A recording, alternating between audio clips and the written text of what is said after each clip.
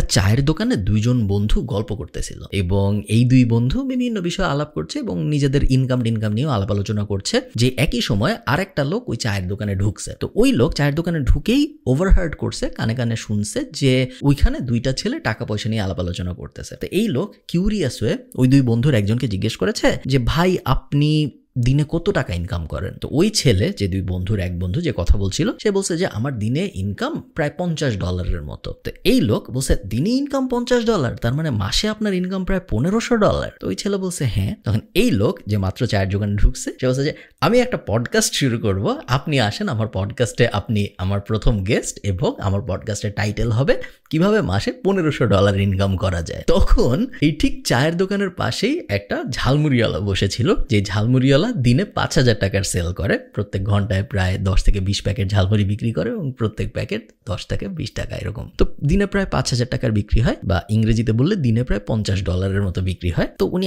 একজনকে ঝালমুড়ি বেচতেছিল, উনি ওটাকে বলল যে মামা এই ছেলেটা $1500 ইনকাম করে, ওকে পডকাস্টের জন্য ডাক দিল, আমিও তো $1500 ইনকাম করি, আমার দিনে 5000 টাকার ঝালমুড়ি বিক্রি হয়, তো আমার মাসে প্রায় $1500 আশপাশে হয়, আমাকে কেন ডাকে না কেউ?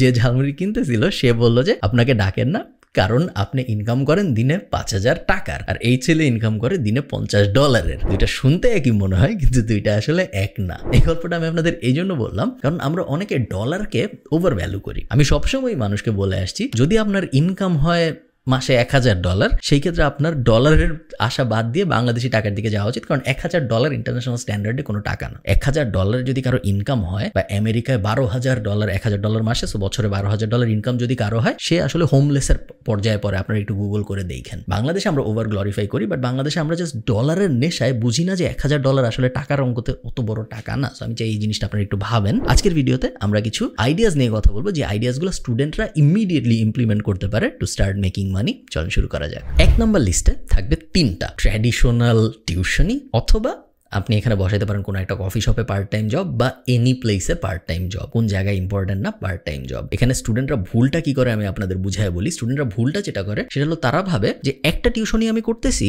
এই টিউশনিটা আমাকে মাসে 5000 টাকা দিচ্ছে, তাহলে আমি কাজ করি, আমি 10টা টিউশনি খোঁজার চেষ্টা করি, তাহলে আমার মাসে ইনকাম হবে 50000 টাকা। 50000 টাকা তো খুব ভালো টাকা। সো একটা টিউশনি করলে 5000, 10টায় 50000, আমি 10টা টিউশনি করি, আমার জীবন সেট। ভুলটা যেটা হয় সেটা হলো ওই 50000 টাকার চক্করে পরে আপনার যদি 50000 টাকা ইনকাম হওয়া শুরুও হয়, আপনার ওই পার্ট টাইম ব্যাপারটা আর থাকে না, ওটা ফুল টাইম হয়ে যায়। ওটা যখন ফুল টাইম হয়ে যায়, টিউশনি এমন একটা জিনিস যেখান থেকে আপনি গ্রো করতে পারবেন না। টিউশনি করে কেউ নতুন কিছু শিখে না, বা পার্ট টাইম জব করে কেউ অনেক আহামরি নতুন কিছু শিখে না। তো এই 50000-এর চক্করে পরে আপনি পার্ট টাইমকে ফুল টাইম যেহেতু বানায় ফেলছেন, আপনার হাতে এখন আর এক্সট্রা সময় নাই। এক্সট্রা সময় যেহেতু আপনার নাই, তো আপনি কোনো বিজনেস দাঁড় করানোর ক্ষেত্রে, বা নিজের নলেজ বাড়ানোর ক্ষেত্রে, বা নিজের স্কিল বাড়ানোর ক্ষেত্রে সময় দিতে পারতেছেন না। তো এই 50000-এর চক্করে পরে আপনার পুরো জীবনে যে আপনি মাসে 5 লাখ 10 লাখ টাকা কামাই করতে পারতেন, ওই অপরচুনিটিটা পুরো নাই হয়ে যাবে। কোনোদিন আপনি ওটা করতে পারবেন না, জাস্ট বিকজ আপনি শর্ট টার্মে 50000 টাকার দিকে দৌড়াইছেন। তো আপনার হাতে অপরচুনিটি থাকলেও আপনি কখনো 50000-এর দিকে যাবেন না। আপনি হাইস্ট 10,000, 20,000, 25,000-এর দিকে যাবেন। ওইটা পার্ট টাইমে থাকবে, যাতে করে আপনার হাতে এনাফ সময় থাকে, যাতে আপনি ওই এনাফ সময়টা দুইটা কাজে, হয় নিজের স্কিল বাড়ানোর ক্ষেত্রে, অথবা নিজের নলেজ বাড়ানোর ক্ষেত্রে, অথবা একটা ব্যবসা দাঁড় করানোর ক্ষেত্রে আপনি ইনভেস্ট করবেন। অলওয়েজ রিমেম্বার, আপনার মেইন ওয়েলথ আসবে আসলে ব্যবসা বানানোর দিয়ে। আপনার মেইন ওয়েলথ কখনো আসবে না আপনার সময়কে বিক্রি করে টাকা ইনকাম করা দিয়ে। তো সময়কে আমি বিক্রি করবো টাকা ইনকাম করার জন্য, বাট বেয়ার মিনিমাম।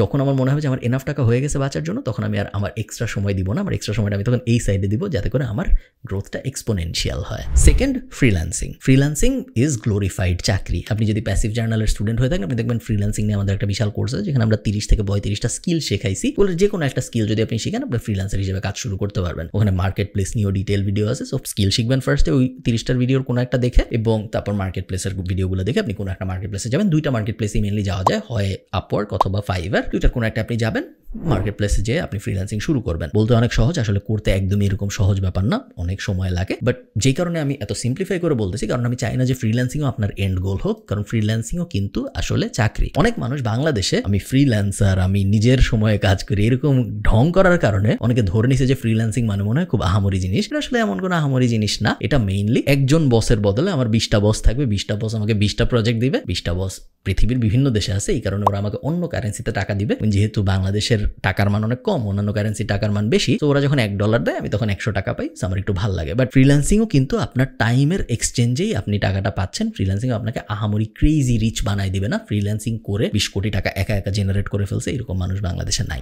থার্ড, আমি চাই আপনি একজন কানেক্টর হন, নিজেকে আপনি একজন কানেক্টর হিসেবে ভাবেন এবং এটাকে একটা পার্ট টাইম জব হিসেবে ট্রিট করেন। একজন কানেক্টরের কাজ কি? একজন কানেক্টরের কাজ হলো বিভিন্ন মানুষকে কানেক্ট করানো। আপনি একটা ফেসবুক গ্রুপে দেখলেন একজন বলছে যে আচ্ছা আমি যদি এমন একজনকে পেতাম যে ভালো ফ্রেঞ্চ শিখায় বা ভালো জার্মান শিখায়, আমার জার্মানি যেতে হবে, আমার হাজব্যান্ড বা ওয়াইফ অলরেডি জার্মানি চলে গেছে, ওর A1 ক্লিয়ার হয়ে গেছে, B1 এগুলো ল্যাঙ্গুয়েজ প্রফিসিয়েন্সি লেভেল ক্লিয়ার হয়ে গেছে, আমার হচ্ছে না, এরকম একজনকে যদি আমি পেতাম খুব ভালো হইতো। আপনি এরপর খুঁজে বার করবেন, এটা আপনার মাথার মধ্যে থেকে যাবে। আপনি রিসার্চ করতেছেন, আপনি নর্মাল আপনার জীবন কাটাচ্ছেন, হঠাৎ আপনি আরেকজনকে দেখলেন যে বললো যে আচ্ছা আমার এক বন্ধু রিসেন্টলি এর কাছ থেকে জার্মান শিখছে, ও খুব ভালো জার্মান শিখায়। 2টা ডট পেলেন আপনি। এই 2টা ডট এখন আপনি আপনার মাথার মধ্যে মিলানোর চেষ্টা করবেন। এই লোককে ফার্স্টে যা জিজ্ঞেস করবেন, আচ্ছা তুমি কি জার্মান শিখাও? তুমি যে শিখছো ভালো করছো, একজন নাকি তোমার কাছ থেকে শিখে জার্মানি চলে গেছে, তুমি কি এরকম জিনিসপত্র শিখাবা অন্য কাউকে যদি আমি পাঠাই? ও যদি বলে হ্যাঁ শিখাবো, আচ্ছা তুমি যাকে পাঠাবো তার 20% আমাকে কি দিবা? বললো ওকে দিব। ওর তো এই মুহূর্তে কোনো স্টুডেন্টই ছিল না। এরপর আপনি অন্যজনের কাছে গেলেন যে আপনার 2 মাস আগে আপনার মনে ছিল সে জার্মান শিখতে চায়, এই দুজনকে আপনি যে মিলাইলেন, ওই যে 20% আপনি পেলেন,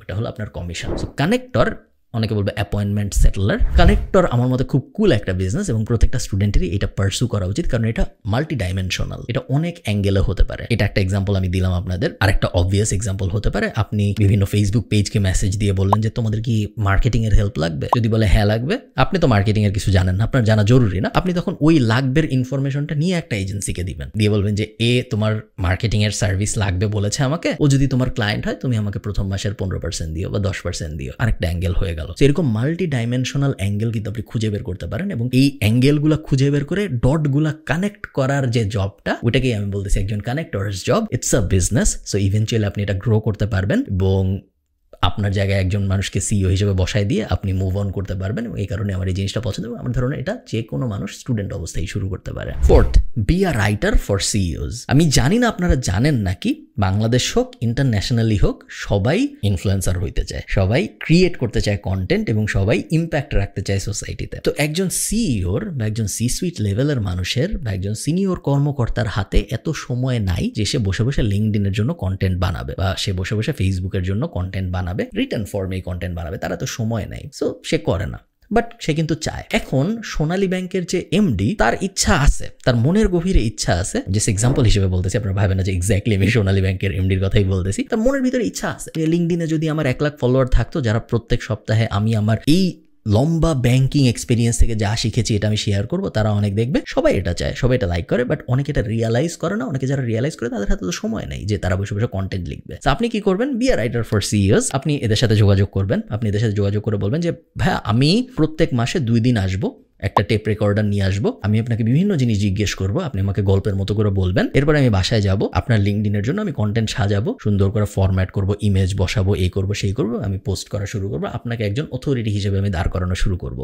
শুধু যে সি সুইট লেভেলের মানুষদের হতে হবে তা না, এই জিনিস আপনি ইয়াং স্টার্ট আপ ফাউন্ডারদের সাথেও করতে পারেন, কারণ স্টার্ট আপ ফাউন্ডারদের বেশিরভাগ সময় ফান্ডিং লাগে এবং ফান্ডিং যখন দেওয়া হয় তখন অনেকগুলো মেট্রিকের মধ্যে একটা মেট্রিক দেখা হয় যে এর ইম্প্যাক্ট কিরকম, এবং এই কারণেই স্টার্ট আপ ফাউন্ডাররা চায় তাদের লিঙ্কডইন অনেক স্ট্রং হোক, তাদের ফেসবুক অনেক স্ট্রং হোক, তাদের সোসাইটাল অথরিটি ইম্প্যাক্ট অনেক বেশি হোক। সো তাদেরকেও আসলে টার্গেট করা যেতে পারে।